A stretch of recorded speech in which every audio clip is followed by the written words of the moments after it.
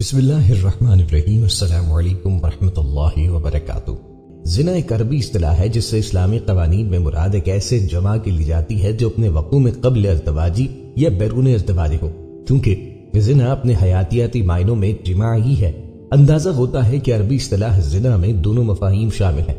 اول قبل ازدواجی جمع جو نکاح شادی سے قبل یا غیر شادی شدہ افراد کے مابین واقع ہو، اور دوم بیرون غیر ازدواجی جمع جو اپنے غیر منکوحہ مرد یا عورت سے کیا جائے۔ دنیا کے مختلف مذاہب میں زنا کے متعلق قوانین کیا ہیں وہ بھی بتاتے ہیں۔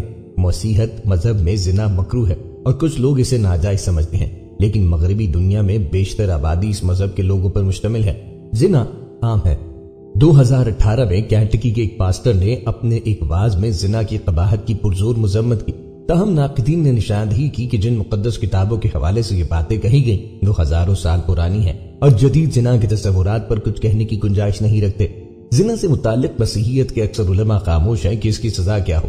اگر یوحنا کی انجیل کی روشنی میں دیکھا جائے تو یسوع نے ایک زانیہ خاتون کو معاف کیا تھا جسے شریعت کے استاد اور فریسی موسوی شریعت کے تحت سنسار کرنا چاہتے تھے۔ ہندو مت مذہب میں بھی زنا ایک جرم ہے، مگر اس کے ماننے والے اس کا خیال کم رکھتے ہیں، اور دوسری طرف یہ بھی ہے کہ اگر اس کے مذہب کے ماننے والوں میں کسی کو اگر بچہ نہ ہو تو وہ اس جرم کو انجام دے سکتا ہے۔ مذہب یہود میں جہاں تک زنا کی بات ہے تو اس مذہب کی اصل تعلیمات جو حضرت موسیٰ علیہ السلام نے دی اور یہود کی اصل آسمانی کتب جو موسیٰ علیہ السلام پہ نازل ہوئی تھی، اس میں زنا کی سزا رجم اور موت ہے۔ زنا شرک کے بعد سب سے بڑا گناہ ہے اور اسلام میں اس کے مرتکب کے لیے سخت سزائیں متعین کی گئی۔ امام احمد بن حنبل رحمہ اللہ علیہ فرماتے ہیں کہ میں نہیں جانتا کہ قتل کے بعد زنا سے بڑھ کر کوئی اور گناہ ہو۔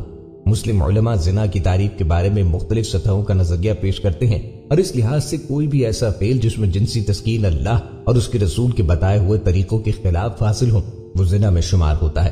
ان افعال میں بوسہ، مخالف جنس کو چھونا، جنس دہن، حتیٰ کہ مخالف جنس کی جانب دیکھنا یا جنسی خیالات رکھتے ہوئے اس کے قریب ہونا بھی زنا میں شمار کیا جاتا ہے۔ علماء کے مطابق کچھ زنا ایسے ہیں جن پر کوئی سزا عام حالات میں نہیں دی جاتی، جبکہ وہ زنا جس پہ سزا نافذ ہوتی ہے اس کی قانونی تعریف وہی ہے، یعنی عورت اور مرد کے جنسی اعضاء کا ایک دوسرے میں داخل ہونا۔ اس قسم کے زنا کے علاوہ دیگر اقسام کی زنا پر اگر فحاشی یا حرام کاری کی سزا بھی ہو تو وہ اپنی نوعیت کے اعتبار سے مختلف ہوتی ہے، نہ کہ 100 کوڑوں یا رجم کی سزا۔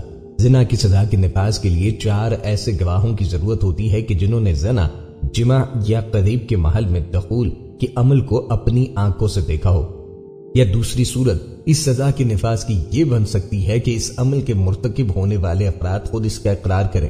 4 گواہوں کا بیک وقت 2 افراد کو جمع کرتے ہوئے ان کے جنسی اعضاء کی ایک دوسرے میں رسائی یا دخول کو دیکھ لینا عام حالات میں منطقی طور پر ناممکن ہی ہے، اور شاید بہت ہی کم ایسے اشخاص ہوں گے جو اس عمل کے مرتکب ہونے کے بعد خود اس کا اقرار کریں اور اپنے آپ کو سنسار کروانے کے لیے پیش کریں۔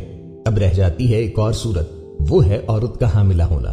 پھر یہ کہ ان گواہوں میں سے کسی کی گواہی اگر ناقص ثابت ہو تو ان پر خود سخت سزا لازم آتی ہے، اور کسی پر اس قسم کا الزام لگانے والوں کے بارے میں قرآن واضح طور پر کہتا ہے کہ اور وہ لوگ جو تہمت لگائیں پاک دامن عورتوں پر پھر نہ لا سکیں 4 گواہ تو کوڑے مارو انہیں 80 کوڑے، اور نہ قبول کرو ان کی گواہی کبھی بھی، اور یہی لوگ فاسق ہیں۔ حرمت زنا کے بارے میں اللہ رب العزت نے ارشاد فرمایا، زنا کے قریب بھی نہ جاؤ، یہ بے حیائی اور برا راستہ ہے۔ زانیہ اور زانی کوڑے مارو ہر ایک کو، ان دونوں میں 100 کوڑے۔ واضح رہے کہ زنا بہت بڑا گناہ ہے۔ قرآن و حدیث میں زنا کی سخت مذمت بیان کی گئی اور زنا کرنے والوں کے بارے میں سخت وعیدیں نازل ہوئی ہیں۔ حدیث مبارکہ میں ہے، 7 آسمان اور 7 زمینیں شادی شدہ زناکار پہ لعنت کرتی ہیں، اور جہنم میں ایسے لوگوں کی شرمگاہوں سے سخت بدبو پھیلے گی جس سے اہل جہنم بھی پریشان ہوں گے، اور آگ کے عذاب کے ساتھ ان کی رسوائی جہنم میں ہوتی رہے گی۔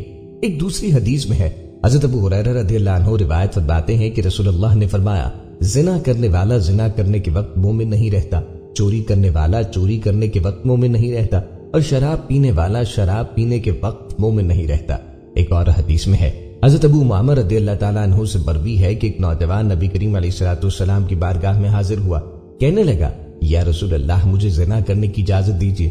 لوگ اس کی طرف متوجہ ہو کر اسے ڈانٹنے لگے اور پیچھے ہٹانے لگے، لیکن نبی کریم علیہ الصلوۃ والسلام نے فرمایا، میرے قریب آ جاؤ۔ وہ نبی کریم علیہ الصلوۃ والسلام کے قریب جا کے بیٹھ گیا۔ اس نبی کریم صلی اللہ علیہ وسلم نے اس سے پوچھا، کیا تم اپنی والدہ کے حق میں بدکاری کو پسند کرو گے؟ اس نے کہا، اللہ کی قسم کبھی نہیں، میں آپ پہ قربان جاؤں۔ نبی کریم صلی اللہ علیہ وسلم نے فرمایا، لوگ بھی اسے اپنی ماں کے لیے پسند نہیں کرتے۔ پھر دریافت فرمایا، کیا تم اپنی بیٹی کے حق میں بدکاری کو پسند کرو گے؟ اس نے کہا اللہ کی قسم کبھی نہیں، میں آپ پہ قربان جاؤں۔ نبی کریم علیہ الصلوۃ والسلام نے فرمایا لوگ بھی اسے اپنی بیٹی کے لیے پسند نہیں کرتے۔ پھر پوچھا کیا تم اپنی بہن کے حق میں بدکاری کو پسند کرو گے؟ اس نے کہا اللہ کی قسم کبھی نہیں، میں آپ پہ قربان جاؤں۔ نبی کریم علیہ الصلوۃ والسلام نے فرمایا لوگ بھی اسے اپنی بہن کے لیے پسند نہیں کرتے۔ پھر پوچھا کیا تم اپنی پھوپھی کے حق میں بدکاری کو پسند کرو گے؟ اس نے کہا اللہ کی قسم کبھی نہیں، میں آپ پہ قربان جاؤں۔ نبی کریم علیہ الصلوۃ والسلام نے فرمایا لوگ بھی اسے اپنی پھوپھی کے لیے پسند نہیں کرتے۔ پھر پوچھا کیا تم اپنی خالہ کے حق میں بدکاری کو پسند کرو گے؟ اس نے کہا اللہ کی قسم کبھی نہیں، میں آپ پہ قربان جاؤں۔ نبی کریم علیہ الصلوۃ والسلام نے فرمایا لوگ بھی اسے اپنی خالہ کے لیے پسند نہیں کرتے۔ پھر نبی کریم علیہ الصلوۃ والسلام نے اپنا دست مبارک اس کے جسم پہ رکھا اور دعا کی، اے اللہ اس کے گناہ معاف فرما، اس کے دل کو پاک فرما اور اس کی شرمگاہ کی حفاظت فرما۔ راوی کہتے ہیں اس کے بعد اس نوجوان نے کبھی کسی کی طرف توجہ بھی نہ کی۔ نیز واضح رہے کہ ہر گناہ اللہ تعالیٰ کی نافرمانی ہے اور اس کی اطاعت و فرما برداری سے اعراض ہے، اور اللہ تعالیٰ کا نافرمان دنیا و آخرت میں کہیں چین و سکون نہیں پا سکتا۔ گناہ کرنے والے کی زندگی تلخ کر دی جاتی ہے۔ اللہ تعالیٰ کا ارشاد ہے اور جو شخص میری اس نصیحت سے اعراض کرے گا تو اس کے لیے قیامت سے پہلے دنیا میں قبر اور تنگی کا جینا ہوگا۔ دنیا و آخرت میں چین و سکون پانے کا ایک ہی راستہ ہے کہ اس پالنے والے خالق و مالک کی نافرمانی چھوڑ کر اپنی پوری زندگی اس کی اطاعت و فرما برداری میں گزاری جائے۔ پھر اللہ پاک اپنے بندے کو پاکیزہ اور بالطف زندگی عطا فرمائیں گے اور آخرت میں خوب اجر و ثواب سے نوازیں گے۔ سورہ نحل میں اللہ تعالیٰ کا ارشاد ہے جو شخص کوئی نیک کام کرے گا خواہ وہ مرد ہو یا عورت ہو بشرطیہ کہ صاحب ایمان ہو، کیونکہ کافر کے اعمال صالحہ مقبول نہیں، تو ہم اس شخص کو دنیا میں تو بالطف زندگی دیں گے اور آخرت میں ان کے اچھے کاموں کے عوض میں ان کا اجر دیں گے۔ دوسرا بڑا گناہ جس میں ہم سب ہی ملوث ہیں وہ قرض لے کر کسی کو واپس نہ کرنا، بشرط یہ کہ اسے کوئی مجبوری نہ ہو۔ واضح رہے کہ قرض اتارنے کی قدرت ہونے کے باوجود قرض اتارنے میں ٹال مٹول کرنا ظلم ہے، اور ایسے شخص کو رسول کریم علیہ الصلوۃ والسلام کے فرمان کی روح سے شرن ظالم کہا جائے گا۔ نیز استطاعت کے باوجود اگر کوئی قرض نہ اتارے تو اندیشہ ہے کہ کہیں اس وعید کے مستحق نہ بن جائے جس کے مطابق مقروض شہید بھی ہو جائے تو قرض کے وبال سے اسے خلاصی نہیں ملے گی، جبکہ شہید کے تمام گناہ معاف کر دیے جاتے ہیں۔ یہی وجہ تھی کہ رسول اللہ کی خدمت میں جب کوئی جنازہ لایا جاتا تو آقا کریم علیہ الصلوۃ والسلام دریافت فرماتے کہ اس پہ قرض تو نہیں۔ اگر میت مقروض نہ ہوتی تو رسول کریم علیہ الصلوۃ والسلام جنازہ پڑھاتے، اور اگر میت مقروض ہوتی اور اپنے پیچھے قرض کی ادائیگی کا انتظام نہ چھوڑا ہوتا اور کوئی اس کے قرض کی ضمانت بھی نہ لیتا تو صحابہ سے کہہ دیتے کہ اپنے بھائی کا جنازہ ادا کر لو، اور آپ علیہ الصلوۃ والسلام ایسے افراد کی نماز جنازہ ادا نہ فرماتے تاکہ امت کو قرض میں ٹال مٹول کی برائی اور اس کی شدت کا احساس ہو۔ اگر کوئی شخص ضرورت مند ہے اور قرض کا مطالبہ کر رہا ہو تو ایسے شخص کو قرض دینا مستحسن ہے تاکہ وہ اس سے اپنی جائز ضروریات پوری کر سکے، اور اگر قرض دینے والے نے قرض کی واپسی کے لیے کوئی وقت مقرر کیا ہو تو ایسی صورت میں مقروض کے لیے ضروری ہے کہ وہ قرض کی رقم کو وقت مقرر پر واپس کرنے کو یقینی بنائے۔ استطاعت ہونے کے باوجود ٹال مٹول کرنا ظلم اور گناہ ہے، اور ٹال مٹول کرنے کی صورت میں حدیث میں وارد شدہ وعید کا مصداق بننے کا خدشہ ہے۔ رسول اللہ نے ارشاد فرمایا مسلمان کی جان اپنے قرض کی وجہ سے معلق رہتی ہے، یعنی جنت کی دخول سے روک دی جاتی ہے یہاں تک کہ اس کے قرض کی ادائیگی کر دی جائے۔ رسول اللہ صلی اللہ علیہ وسلم نے ایک روز فجر کی نماز پڑھانے کے بعد ارشاد فرمایا تمہارا ایک ساتھی قرض کی ادائیگی نہ کرنے کی وجہ سے جنت کے دروازے پہ روک دیا گیا ہے، اگر تم چاہو تو اس کو اللہ کے عذاب کی طرف جانے دو اور چاہو تو اسے اس کی قرض کی ادائیگی کر کے عذاب سے بچا لو۔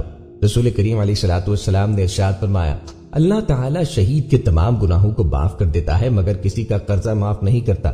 رسول اللہ نے ارشاد فرمایا جو شخص کسی سے اس نیت سے قرض لے کہ وہ اس کو ادا کرے گا تو اللہ تعالیٰ اس کے قرض کی ادائیگی کے لیے آسانی پیدا کرتا ہے، اور اگر قرض لیتے وقت اس کا ارادہ ہڑپ کرنے کا ہے تو اللہ تعالیٰ اسی طرح کے اسباب پیدا کرتا ہے جس سے وہ مال ہی برباد ہو جاتا ہے۔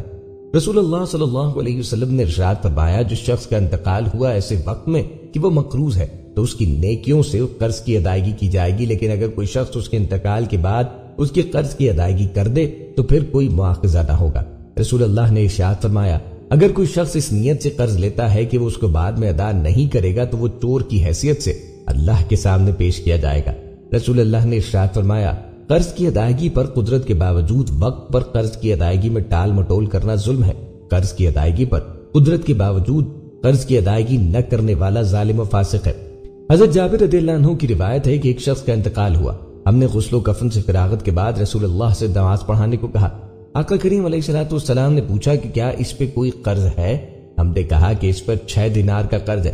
آقا کریم علیہ الصلوۃ والسلام نے ارشاد فرمایا پھر تم ہی اس کی نماز جنازہ پڑھو۔ حضرت ابو قتادہ رضی اللہ عنہ نے فرمایا کہ اے اللہ کے رسول اس کا قرض میں نے اپنے اوپر لیا۔ نبی کریم علیہ الصلوۃ والسلام نے ارشاد فرمایا وہ قرضہ تمہارے اوپر ہو گیا اور میت بری ہو گئی۔ اس کے بعد آقا کریم علیہ الصلوۃ والسلام نے اس شخص کی نماز جنازہ پڑھائی۔ اگر کوئی شخص کسی خاص ضرورت کی وجہ سے قرض مانگتا ہے تو قرض دے کر اس کی مدد کرنا باعث اجر و ثواب، جیسے کہ قرآن حدیث کی روشنی میں علماء کرام نے تحریر فرمایا ہے کہ ضرورت کے وقت قرض مانگنا جائز ہے، اور اگر کوئی شخص قرض کا طالب ہو تو اس کو قرض دینا مستحب، کیونکہ شریعت اسلامیہ نے قرض دے کر کسی کی مدد کرنے میں دنیا و آخرت کے بہترین بدلے کی ترغیب دی ہے۔ لیکن قرض دینے والے کے لیے ضروری ہے کہ وہ اپنے دنیاوی فائدے کے لیے کوئی شرط نہ لگائے۔ قرض لیتے اور دیتے وقت ان احکام کی پابندی کرنی چاہیے جو اللہ تعالیٰ نے سورہ بقرہ میں بیان کیے۔ یہ آیت قرآن کریم کی سب سے لمبی آیت ہے۔ اسی آیت میں قرض کے احکام ذکر کیے گئے ہیں۔ احکام کا بنیادی مقصد یہ ہے کہ بعد میں کسی طرح کا کوئی اختلاف پیدا نہ ہو۔ ان احکام میں سے 3 اہم حکم اس طرح سے ہے: اگر کسی شخص کو قرض دیا جائے تو اس کو تحریری شکل میں لایا جائے، خواہ قرض کی مقدار کم ہی کیوں نہ ہو۔ قرض کی ادائیگی کی تاریخ بھی متعین کی جائے، 2 گواہ بھی طے کر لیے جائیں۔ قرض لینے والے کے لیے ضروری ہے کہ وہ ہر ممکن کوشش کر کے وقت پہ قرض کی ادائیگی کرے۔ اگر متعین وقت پہ قرض کی ادائیگی ممکن نہیں تو اس کے لیے ضروری ہے کہ اللہ کا خوف رکھتے ہوئے قرض دینے والے سے قرض کی ادائیگی کی تاریخ سے مناسب وقت قبل مزید مہلت مانگے۔ مہلت دینے پر قرض دینے والے کو اللہ اجر عظیم عطا فرمائے گا، لیکن جو حضرات قرض کی ادائیگی پر قدرت رکھنے کے باوجود قرض کی ادائیگی میں کوتاہی کرتے ہیں ان کے لیے نبی کریم علیہ الصلوۃ والسلام کے ارشادات میں سخت وعیدیں وارد ہوئی ہیں۔ حتیٰ کہ آپ صلی اللہ علیہ وسلم ایسے شخص کی نماز جنازہ پڑھانے سے منع فرما دیتے تھے جس پر قرض ہو، یہاں تک کہ اس کے قرض کو ادا کیا جائے۔ قرض کی ادائیگی پہ قدرت حاصل کرنے کے لیے نبی کریم علیہ الصلوۃ والسلام کی تعلیمات پہ غور کریں تو پتہ چلتا ہے۔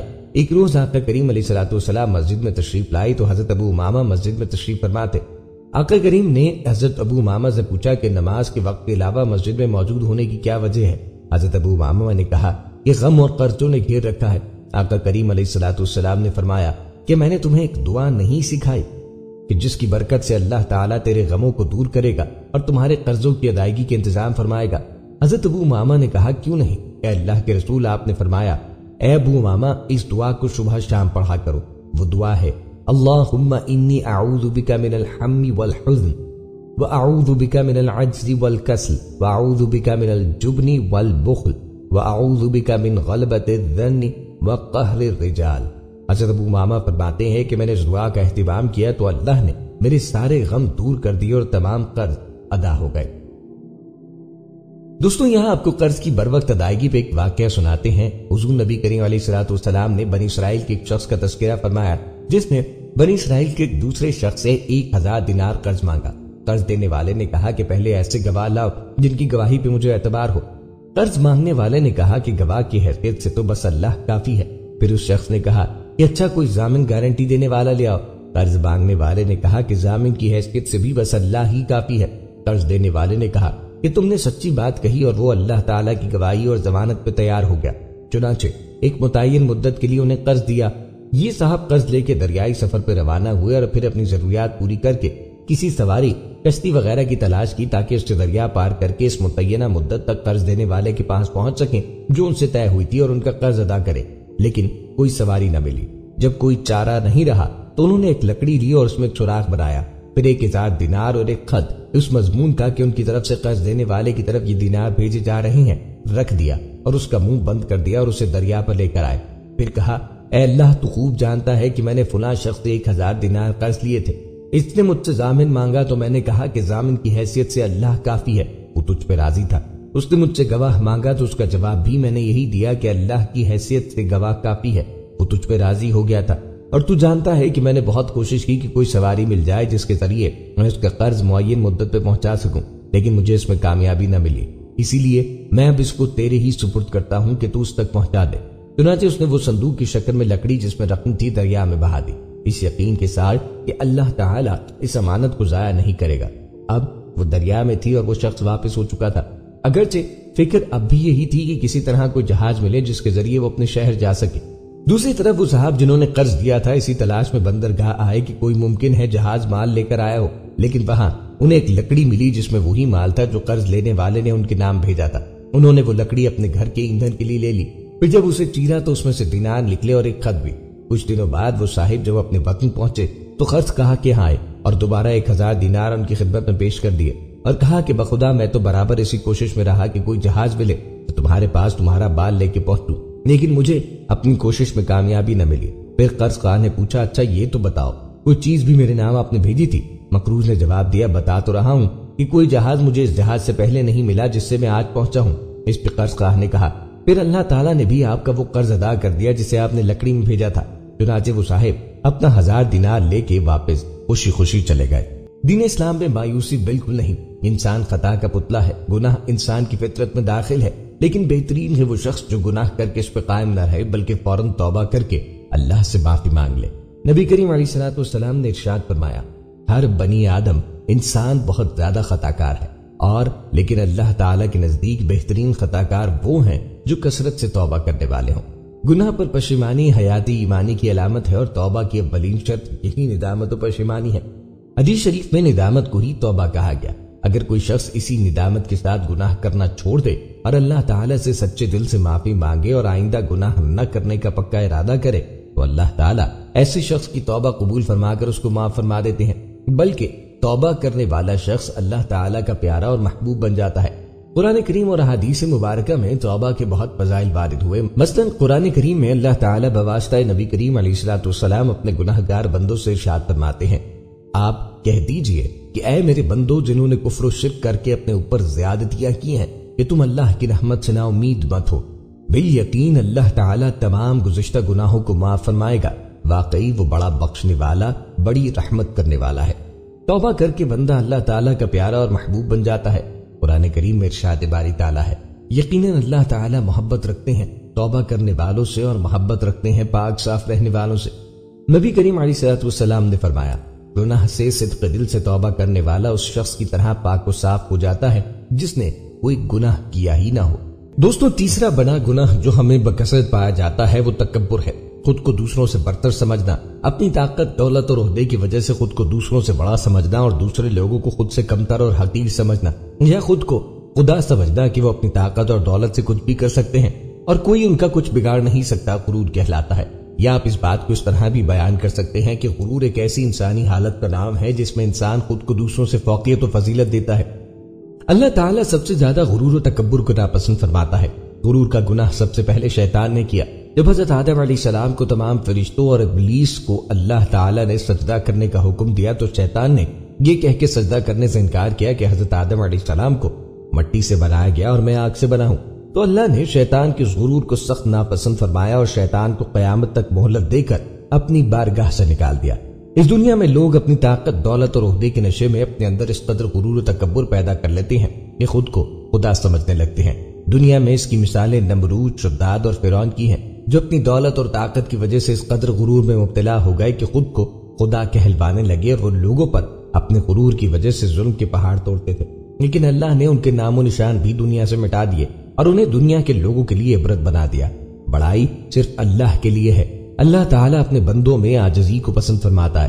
وہ انسان میں غرور جیسے کبیرہ گناہ کی بالکل اجازت نہیں دیتا، لیکن لوگ ایسے بھی ہیں جو ذرا سی دولت، طاقت اور عہدہ حاصل کرتے ہیں تو ان میں غرور جیسا کبیرہ گناہ پیدا ہو جاتا ہے اور وہ دوسرے لوگوں کو کمتر اور اپنے سے حقیر سمجھنا شروع کر دیتے ہیں اور عاجزی چھوڑ دیتے ہیں، اور ان کے لہجے، چال ڈھال، رہن سہن میں غرور نمایاں نظر آنا شروع ہو جاتا ہے، اور وہ اپنی طاقت، دولت اور عہدے کو استعمال کرتے ہوئے کمزوروں کو ظلم و ستم کا نشانہ بناتے ہیں۔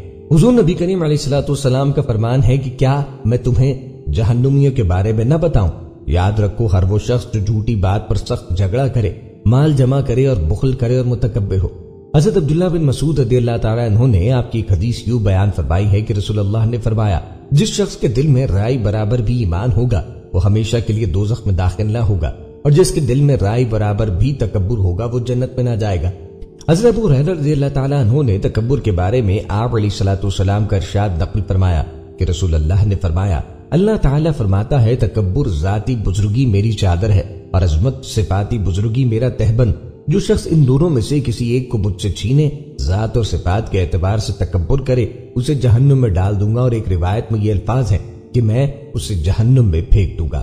حق تبارک و تعالی ہم مردوں اور عورتوں کو تکبر سے بچانے اور توازن نصیب فرمائے۔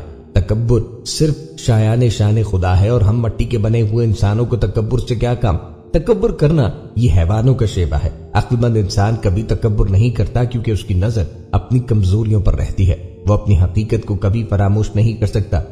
حضرت انس بن مالک رضی اللہ عنہ سے روایت ہے، فرماتے ہیں کہ میں نے رسول اللہ کو یہ فرماتے سنا، اس ذات کی قسم جس کے قبضے میں میری جان ہے، اگر تم اتنے گناہ بھی کر لو جن سے آسمان اور زمین کے درمیان پوری دنیا بھر جائے، پھر تم اللہ سے معافی مانگو تو اللہ تمہیں معاف کر دیں گے، اور اس ذات کی قسم جس کے قبضے میں میری جان ہے، اگر تم خطا کرنا چھوڑ دو گے تو اللہ تعالیٰ ایسی قوم پیدا کریں گے جو خطائیں کرے گی، پھر اللہ تعالیٰ سے معافی مانگے گی اور اللہ تعالیٰ انہیں معاف کریں گے۔ پتہ چلتا ہے کہ اللہ تعالیٰ کو بندوں کا توبہ کرنا اور معافی مانگنا کتنا پسند ہے۔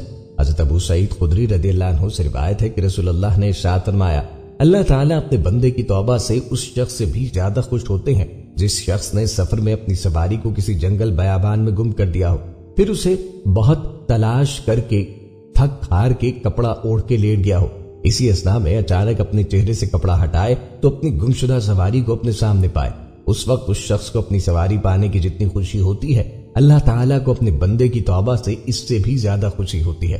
اسی حدیث کی بعض روایات کے الفاظ میں یہ بھی اضافہ ہے کہ وہ بندہ اپنی سواری اور توشہ سفر ملنے کی خوشی کی شدت کی وجہ سے یوں کہہ دیتا ہے، اے اللہ تو میرا بندہ، میں تیرا رب ہوں، یعنی فرط مسرت میں جسے یہ ہوش نہ رہے کہ وہ رب کو بندہ اور خود کو رب کہہ رہا ہے، اس کی خوشی کا اندازہ کیا جا سکتا ہے۔ یوں سمجھ لو کہ اللہ تعالیٰ بندے کی توبہ سے اس سے بھی زیادہ خوش ہوتے ہیں۔ گناہوں سے توبہ کا طریقہ یہ ہے، جن گناہوں میں مبتلا ہو انہیں فوراً چھوڑ دے، اپنے گناہوں پر ندامت طاری ہو، سچے دل سے اللہ سے معافی مانگے اور آئندہ گناہ نہ کرنے کا پکا ارادہ کرے۔ نبی کریم علیہ الصلوۃ والسلام نے ارشاد فرمایا، سچی توبہ یہ ہے کہ انسان جس گناہ سے توبہ کرے پھر دوبارہ وہ گناہ نہ کرے، اور آئندہ گناہوں سے بچنے کے لیے قرآن و حدیث کی روشنی میں بزرگوں کی بتائی ہوئی کچھ تدابیر ہے جنہیں اختیار کرنے سے گناہوں سے بچنا انتہائی آسان ہو جاتا ہے۔ سچی توبہ کرنے کے بعد پچھلے گناہ کو یاد نہ کریں اور نہ ہی کسی سے اس کا تذکرہ کریں۔ جس عورت کے ساتھ گناہ میں مبتلا ہوئے اس عورت سے دوبارہ ملنے، اس سے دیکھنے یا اس سے بات چیت کرنے سے مکمل اجتناب کریں، بلکہ اس عورت کے تصور سے بھی اپنے دل و دماغ کو بتائیں۔ کسی نیک اور سچے اللہ والے کی صحبت اختیار کریں، ان کی مجالس اور بیانات میں آنا جانا رکھیں اور ان سے اپنے روحانی امراض اور گناہوں کی اصلاح کرواتے رہیں۔ برے دوستوں، بری صحبت اور گناہوں والے ماحول سے اپنے آپ کو بچائیں۔ گھر کو زنا کی دعوت دینے والے آلات، ٹی وی، کیبل، فلموں وغیرہ سے پاک کریں۔ اگر نوکری یا کاروبار وغیرہ کی ضرورت کی وجہ سے اسمارٹ فون یا کمپیوٹر وغیرہ استعمال کرتے ہوں تو ان چیزوں کو تنہائی میں ہرگز استعمال نہ کریں، بلکہ گھر یا آفس میں سب کی نظروں کے سامنے استعمال کریں۔ اپنے بیوی بچوں پر بھی دین کی محنت کریں، انہیں نیک ماحول فراہم کریں اور دینی باتوں خصوصاً شرعی پردے کی ترغیب دیتے رہیں اور خود بھی شرعی پردے کی پابندی کریں۔ گھر میں، باہر، دفاتر وغیرہ میں نامحرم عورتوں خصوصاً رشتہ دار نامحرم عورتوں، بھابھی، سالی، ممانی، چچی، تائی، خالہ زاد، ماموں زاد، چچا زاد، تایا زاد، پھوپھی زاد وغیرہ سے نظروں کی مکمل حفاظت کریں اور نامحرم عورتوں کے ساتھ تنہائی میں ہرگز نہ رہیں۔ حدیث میں آتا ہے کہ جہاں کوئی مرد و عورت تنہا ہوتے ہیں تو وہاں ان کے درمیان تیسرا شیطان ہوتا ہے۔ روزانہ نماز حاجت پڑھ کر اپنی اور اپنے گھر والوں کی اصلاح کے لیے خوب گڑ گڑا کے دعا کریں، رونے کی کوشش کریں اور اگر رونا نہ آئے تو رونے والی شکل بنا کے دعا کریں۔ جب بھی کسی گناہ کا خیال دل میں آئے تو تصور کریں کہ اللہ میرے ساتھ ہے اور مجھے دیکھ رہا ہے اور وہ مجھے عذاب دینے اور دنیا و آخرت میں سزا دینے پہ قادر ہے۔ اگر خدا نخواستہ گناہ ہو گیا تو دنیا میں بھی رسوائی ہوگی اور قیامت کے دن اللہ تعالیٰ اور رسول اللہ صلی اللہ علیہ وسلم اور تمام مخلوق کے سامنے بھی رسوائی ہوگی۔ جب بھی وضو کریں تو اچھی طرح سنت و آداب کے اہتمام سے وضو کریں۔ دوستوں، وہ تمام امور یہ ہیں جن کے کرنے سے اگر ہم میں سے کوئی شخص اس بیماری میں مبتلا ہے تو وہ اسے چھوڑ سکتا ہے۔ دوستوں، چوتھا بڑا گناہ جس کی بات ہم آج ویڈیو میں کرنے جا رہے ہیں وہ ہے کسی پہ ظلم و زیادتی کرنا۔ اپنی طاقت یا اختیار کی بنا پر کسی کے جائز حق کو چھین لینا ظلم کہلاتا ہے۔ اسلامی شریعت میں ظلم و زیادتی کے معنوں میں استعمال ہوتا ہے۔ انسانیت کا تقاضا ہے کہ کسی کے حقوق پر دسترازی نہ کی جائے اور نہ ہی کسی کے ساتھ زیادتی کی جائے۔ حقیقت میں اسلام ہمیں عدل و انصاف کا درس دیتا ہے۔ کتاب و سنت میں بھی ظلم کی ممانعت اور مذمت کی گئی۔ اسلام ہمیں مخلوق خدا کے ساتھ ظلم کے بجائے رحم کا درس دیتا ہے۔ ظالم انسان کو راہ حق سے دور کرتا ہے، ظلم انسان کو راہ حق سے دور کر دیتا ہے، اس لیے اسے گمراہی میں شمار کیا جاتا ہے۔ ارشاد باری تعالیٰ ہے، کتنا سنیں گے اور کتنا دیکھیں گے جس دن ہمارے پاس حاضر ہوں گے، مگر آج ظالم کھلی گمراہی میں ہے۔ ایک دوسرے مقام پہ ارشاد فرمایا، اور اللہ راہ نہیں دکھاتا ظالموں کو۔ اللہ تعالیٰ صرف اس شخص کو ہدایت دیتا ہے جو اللہ اور اس کے رسول کی اطاعت کرے، کیونکہ ظلم قرآن و سنت کے منافی ہے اور گناہ ہے، اور ہدایت نیکی ہے، اس لیے ظلم اور نیکی ایک جگہ اکٹھی نہیں ہو سکتے۔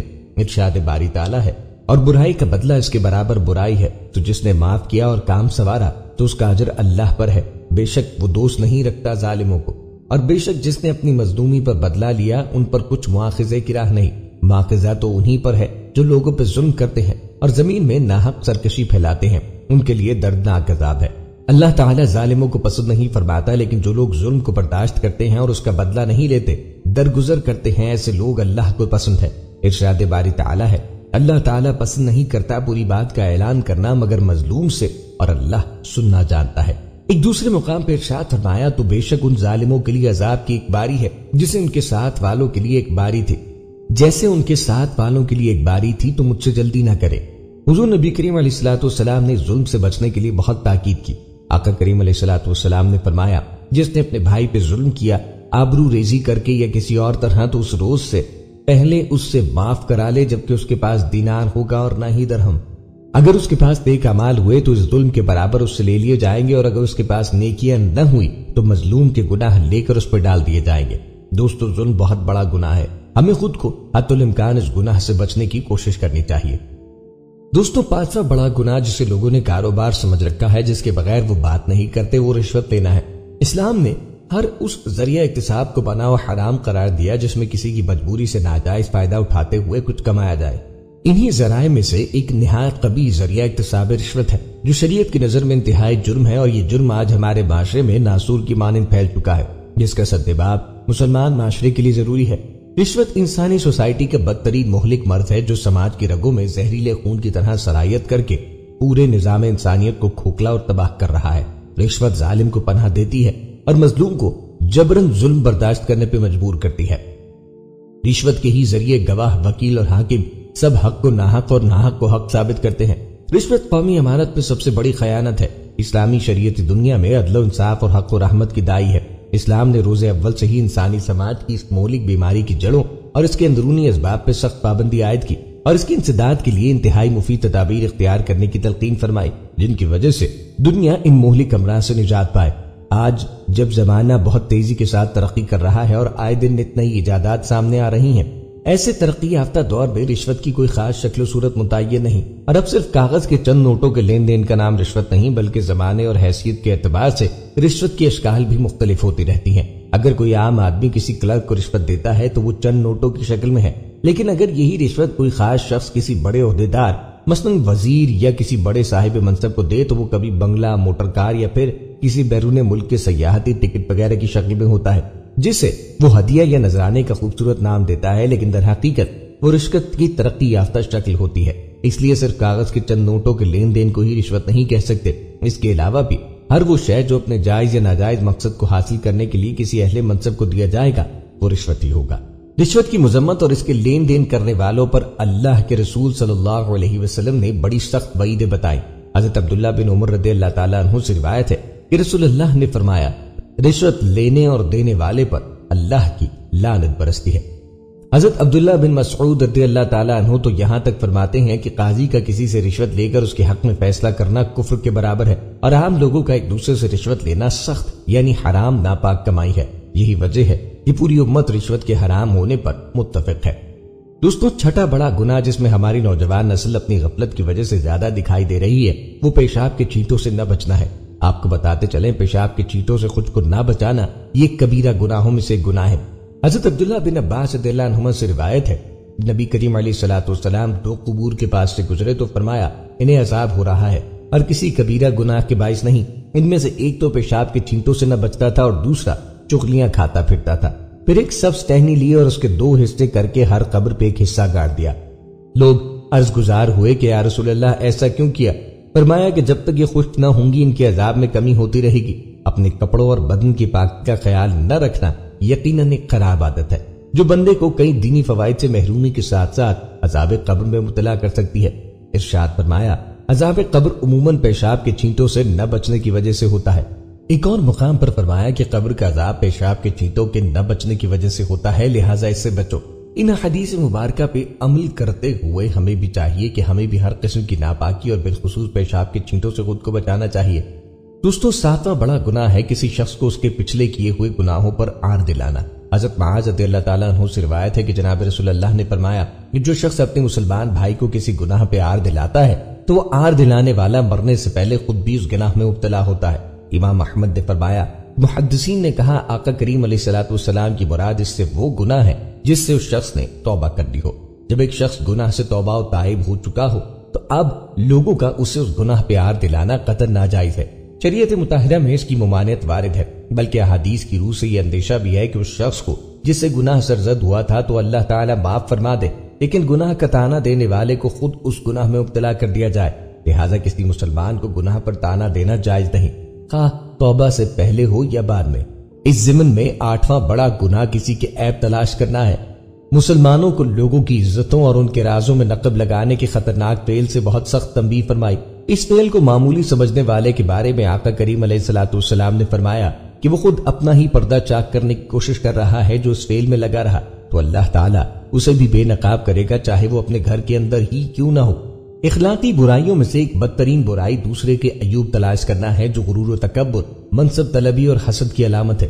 دوسروں کے عیوب تلاش کرنے والے افراد وہ ہیں جو اپنی کوتاہیوں اور عیوب سے بے خبر رہ کر دوسروں کے عیوب تلاش کر کے انہیں لوگوں کے سامنے بیان کرتے ہیں، جبکہ یہ کام بہت ہی بڑا گناہ شمار ہوتا ہے اور خداوند عالم ایسے شخص کو دردناک عذاب میں مبتلا کرے گا۔ پیغمبر اسلام صلی اللہ علیہ وسلم سے روایت ہے کہ آپ نے فرمایا، خوش نصیب ہے وہ شخص جس کے عیوب اسے مومنین کے عیوب تلاش کرنے سے روک دے۔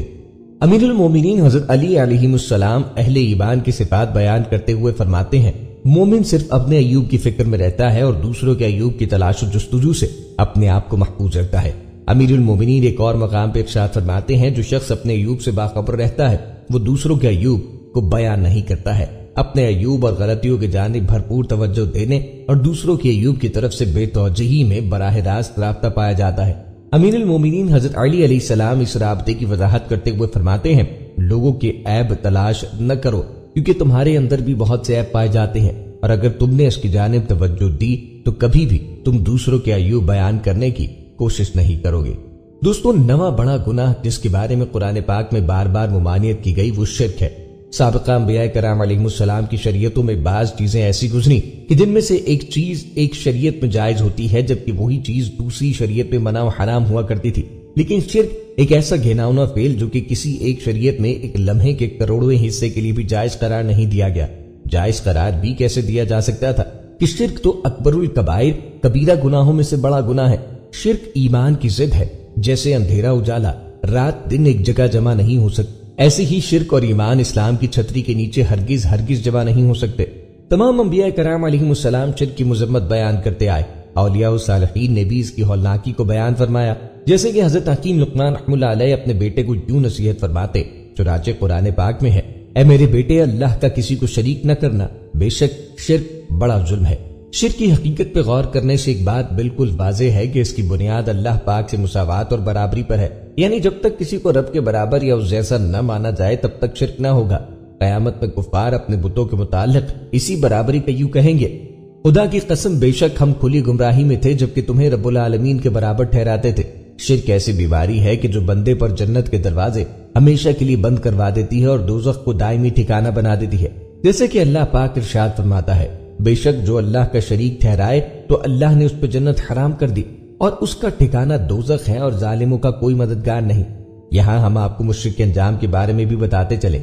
قرآن پاک میں مشرک کے انجام کو ایک مثال کے ذریعے واضح کیا گیا کہ جو شخص کسی بلند و بالا مقام سے زمین پہ گر پڑے تو پرندے اس کی بوٹی بوٹی نوچ کے لے جاتے ہیں، یا پھر اس کے اعضاء کو علیحدہ علیحدہ کر کے دور کسی وادی میں پھینک دیتی ہے، اور یہ ہلاکت کی عبرت ناک اور بدترین صورت ہے۔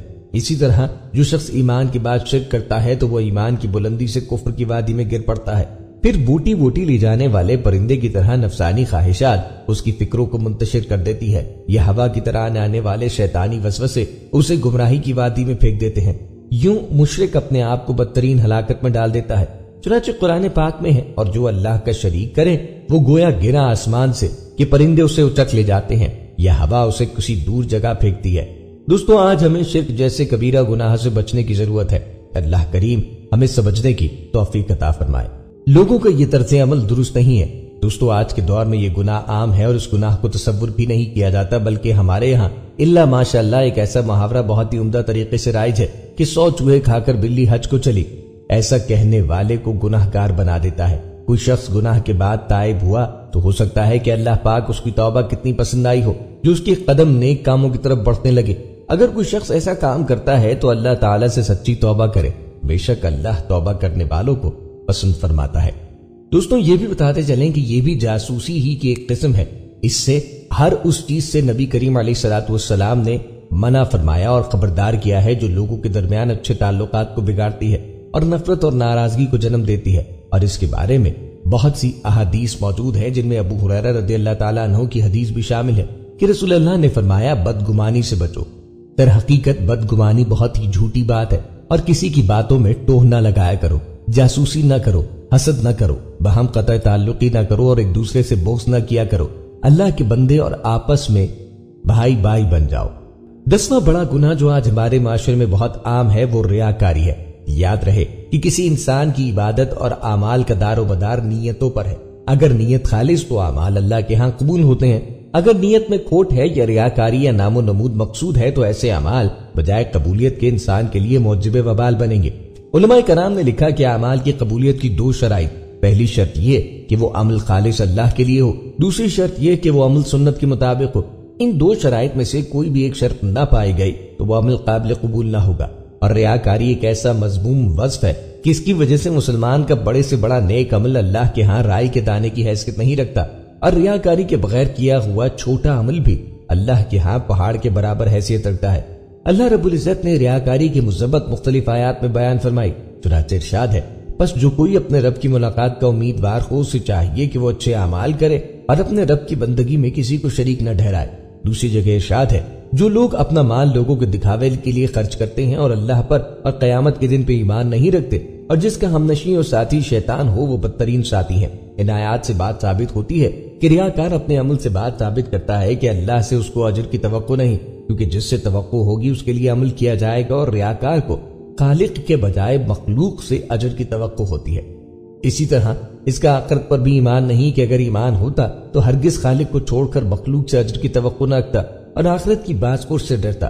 احادیث مبارکہ میں بھی نبی کریم علیہ الصلوۃ والسلام نے ریاکاری کی سخت مذمت بیان فرمائی ہے۔ رسول اللہ صلی اللہ علیہ وسلم نے فرمایا کیا میں تمہیں اس چیز کی خبر نہ دوں جو میرے نزدیک تمہارے لیے مسیح دجال سے بھی زیادہ خوفناک ہے؟ راوی کہتے ہیں کہ ہم نے عرض کی ہاں کیوں نہیں؟ فرمایا وہ شرک خفی ہے کہ آدمی کھڑا ہو کر نماز پڑھے اور کسی شخص کو اپنی طرف دیکھتا ہوا دیکھ کر اپنی نماز اور ثواب لے۔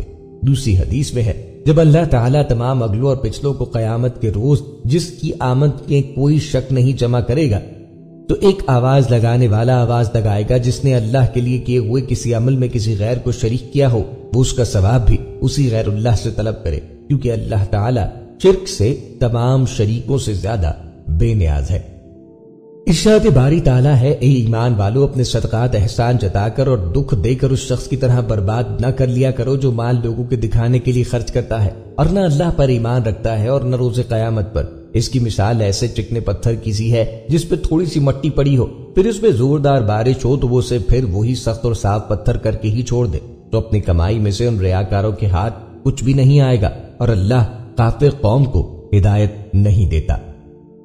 11واں بڑا گناہ اللہ کی رحمت سے مایوس ہونا ہے۔ دوستو یہ حقیقت ہے کہ شیطان انسان کا کھلا دشمن ہے۔ اس کی ہمیشہ کوشش رہی کہ وہ انسان کو کسی طرح اللہ سے دور کر دے۔ جب ایک بار وہ انسان کو خدا کے راستے سے بھٹکانے میں کامیاب ہو جاتا ہے تو پھر اس کی اگلی چال ہوتی ہے کہ وہ انسان کو خدا کی رحمت سے مایوس کرے۔ دوستو 12واں بڑا گناہ حسد ہے جو ہمارے معاشرے کو کھوکھلا کر رہا ہے۔ حسد ایک بری صفت ہے۔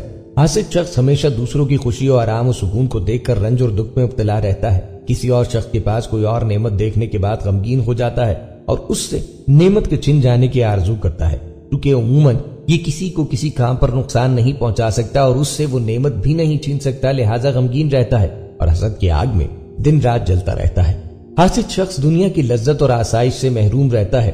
حسد اور کینہ پروری انسان پر عرصہ حیات تنگ کر دیتے ہیں اور انسان سے راحت و آرام چھین لیتے ہیں۔ پیغمبر کریم علیہ الصلوۃ والسلام نے فرمایا حاسد انسان کو سب لوگوں سے کم لذت اور خوشی محسوس ہوتی ہے۔ حضرت علی علیہ السلام فرماتے ہیں حسد حاسد کی زندگی کو تاریک کر دیتا ہے۔ अमीर अल मोमिनीन हजरत अली रदियल्लाहु अन्हु फरमाते हैं, हासिद शख्स को हरगिज राहत और मुसरत नसीब नहीं होती। हसद इंसान के दिल और आसाब पर बेअसर मुरतब करता है और इंसान को बीमार और अलील कर देता है। हजरत अली रदियल्लाहु अन्हु फरमाते हैं कि हासिद शख्स हमेशा बीमार और अलील रहता है। हसद इंसान की तबीयत का हिस्सा है। ऐसा शख्स कोई कम ही होगा कि जो उससे खाली हो।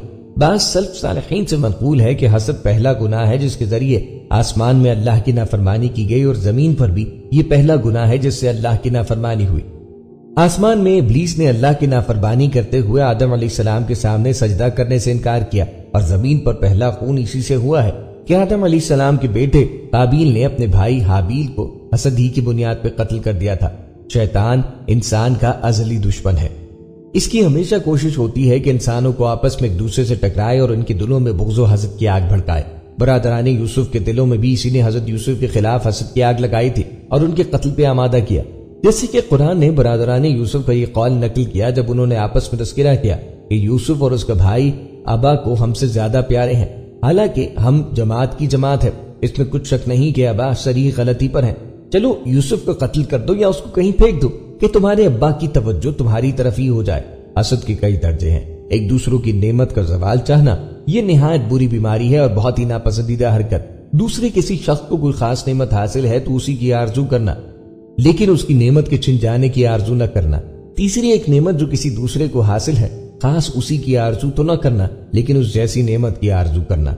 अगर वो नेमत खुद को हासिल न हो तो दूसरों से जवाल की आरजू भी न करना। हसद करने से सिवाय नुकसान के कोई फायदा नहीं और जिससे हसद कर रहा है उसका फायदा ही फायदा। हसद करने वाला खुद अपना दुश्मन होता है। हसद का मतलब तो साफ है कि अल्लाह ने एक नेमत किसी को दी है और कोई दूसरा शख्स अल्लाह के उस फैसले पे खफा है, तो ये किस कदर बुरी बात है। दुनिया में हासिद हमेशा रंजो अलम में गिरफ्तार रहता है। जिस पे हसद कर रहा है वो तो ऐश कर रहा है और ये खुद हसद की आग में जल रहा है। नेमत वाले की नेमत तो उसके पास रही और दुश्मन बराबर हसद की आग में जलता रहा। तो ये कहाँ की अक्लमंदी है कि आदमी अपने सर पर ऐसी मुसीबत मोल ले। दोस्तों, अल्लाह की रहमत से हमेशा पुरुमीद रहिए और यकीन रखिए कि गुनाह का कितने ही ज्यादा हो, अल्लाह की रहमत इससे कहीं ज्यादा वसी है। समंदर के झाग से ज्यादा गुनाह करने वाला भी जब अपने गुनाहों पर शर्मसार होकर खुदा के हुजूर गिड़गिड़ाता है तो खुदा उसकी सुनता है और उसको अपने दामन रहमत में पनाह देता है। जिंदगी के किसी हिस्से में गुनाहों पर शर्मसारी और निदामत का एहसास पैदा हो, इसे खुदा की तौफीक समझिए और तौबा के दरवाजे को खुला समझिए। अल्लाह ताला का इरशाद है, ऐ मेरे वो बंदो जो अपनी जानों पर ज्यादती कर बैठे हो, खुदा की रहमत से हरगिज मायूस ना होना। यकीनन खुदा तुम्हारे सारे के सारे गुनाह माफ फरमा देगा। वो बहुत ही माफ करने वाला और बड़ा ही मेहरबान है। और तुम अपने रब की तरफ रुजू हो जाओ और उसकी फरमाबरदारी बजा लाओ, इससे पहले कि तुम पर कोई अजाब आन पड़े और फिर तुम कहीं से मदद ना पा सको। तौबा के बाद इस पर कायम रहने का पुख्ता अज़्म कीजिए और शब रोज अल्लाह से किए हुए पैमान की तरफ ध्यान रखिए। लेकिन अगर वो बावजूद कोशिश किए आप फिसल जाएं और फिर कोई खता कर बैठे, जब भी हरगिज मायूस ना हो बल्कि दोबारा अल्लाह ताला के दामन रहमत पे पनाह हासिल करें, यहाँ तक कि आप इस दर्जे पे फायज हो जाएं जहाँ आदमजाद इंसान बन जाता है। याद रखिए, अल्लाह ताला की रहमत से मायूस होना अल्लाह ताला पर ईमान न रखने के मुतरादिफ है। दोस्तों, तमाम ऐसी बीमारियां हैं जो हमारे अंदर राशिक हो चुकी हैं और हमारे माशरे को खोखला कर रही हैं। हमें चाहिए कि हम खुद को इन बीमारियों से दूर रखें और सच्ची तौबा करें, ताकि हमारी जो भी मुश्किलात और मुसीबतें हैं जिनमें हम घिरे हुए हैं, उनसे हमें अल्लाह महफूज रखे और हमारा शुमार अल्लाह के नेक बंदों में हो जाए और हमें अल्लाह का कुर्ब हासिल हो। दोस्तों, ये थी आज की वीडियो, आपको पसंद आई होगी। मजीद वीडियोस के लिए चैनल को सब्सक्राइब करें और साथ ही लगे बेल के बटन को दबाएं ताकि आने वाली हर नई वीडियो का नोटिफिकेशन आपको बर वक्त मिले। अपनी राय का इजहार कमेंट में बिल्कुल लाजमी कीजिएगा। मिलते हैं एक नई वीडियो में, तब तक के लिए अल्लाह हाफिज़ व फी अमानिल्लाह।